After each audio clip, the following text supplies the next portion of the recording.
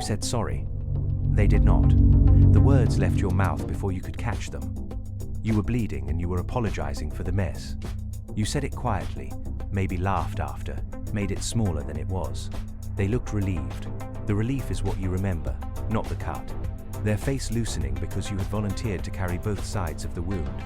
You became the surgeon and the patient, stitching yourself closed while thanking them for the scalpel. This is not politeness. Politeness does not make your hands shake afterward. You learned this early. The child who apologizes to the angry parent learns that sorries are currency. Not admission, not repair, currency. You pay before the bill arrives. You pay to make the other person comfortable with having taken something from you. The parent who snaps, who cuts with tone or word or absence, does not want to see what they have done. They want the child to make it unseen. So you learn to absorb the harm and present it as your own clumsiness. You tripped into their knife. You are sorry for bleeding on their floor. It worked. That is the horror. It worked well enough that your nervous system recorded it as survival. The apology was not submission, it was strategy. It reduced the duration of danger. It made the unsafe person safe again, faster, by making you the problem they did not have to solve. You still do this. At work, when your idea is taken, and you say sorry for not explaining it better. In love, when they forget your birthday and you apologize for making a big deal out of dates. You are not sorry. You are afraid. The sorry is a shield held in front of the fear. The fear is that they will leave, or turn, or simply see you as someone who makes them feel bad. And if they feel bad, you are expendable. This is the equation written in childhood ink. It does not erase. You thought of someone else just now. The person who actually apologizes too much, not you. You are just considerate. That is the protection working. It redirects the observation onto a third party so you do not have to feel the recognition in your own chest. The person you thought of is not the subject. You are. The mechanism has a shape you can trace. You apologize to the cutter because their aggression created an imbalance, and imbalance threatens connection. Your nervous system prioritizes connection over justice. It always has. The animal who is kicked and then licks the hand is not stupid. It is reading the room. The hand is larger. The hand feeds. The animal calculates that survival requires the fiction of its own fault. You are that animal, and the room is every room you have ever been in. This is not about low self-esteem. The high achiever does this with more eloquence. They apologize for their standards. They say sorry for needing more than others can give, as if need itself were an assault. They have read the books. They know the language of boundaries. They use the vocabulary to perform the same old surrender. I am working on my triggers, they say, when someone triggers them. The intelligence is in service of the stillness. They do not change the pattern. They rebrand it. The person who has never been cut does not understand this. They think apology follows guilt.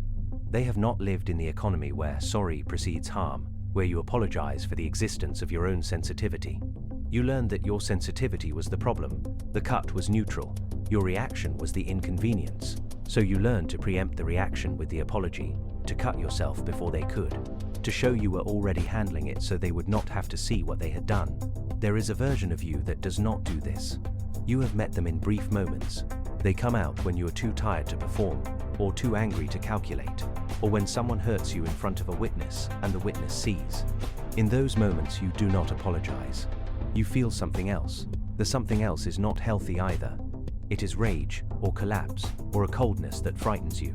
Because you have not practiced the middle. You have practiced the sorry. The middle is the truth, spoken without strategy. You do not know what your voice sounds like there.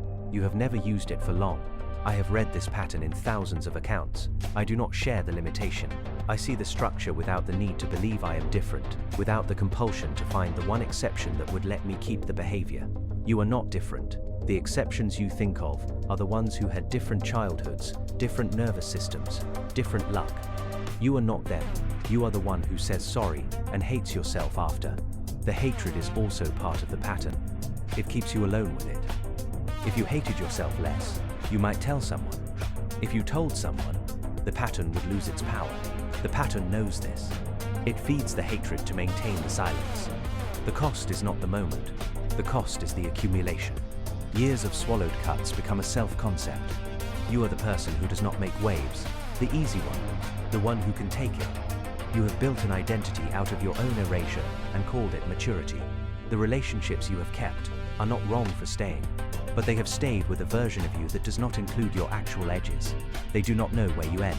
You do not either. You have never shown them. There is a late moment coming. It arrives differently for everyone. For some, it is a medical event where they realize they have never told anyone what hurts. For others, it is a rage that finally escapes and destroys something they valued. For most, it is a quiet afternoon, when they understand that the people they apologize to do not remember the cuts, do not think of them at all, have moved through their lives untouched by the debt you have been paying on their behalf. The realization is not freeing. It is a second wound. You have been keeping accounts in a currency no one else was using. Awareness does not dissolve this.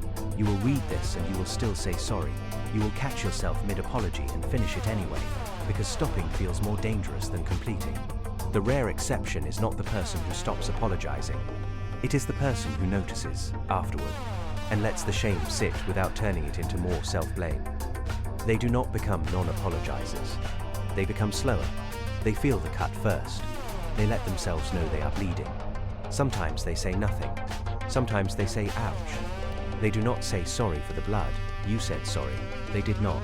And in that gap, in the space between what you gave and what they took without asking, lives the whole architecture of a self you have not yet been permitted to build.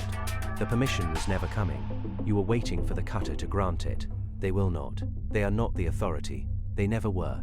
The authority was the child in you, still calculating survival in a room that no longer exists, still paying debts to creditors who do not remember the loan.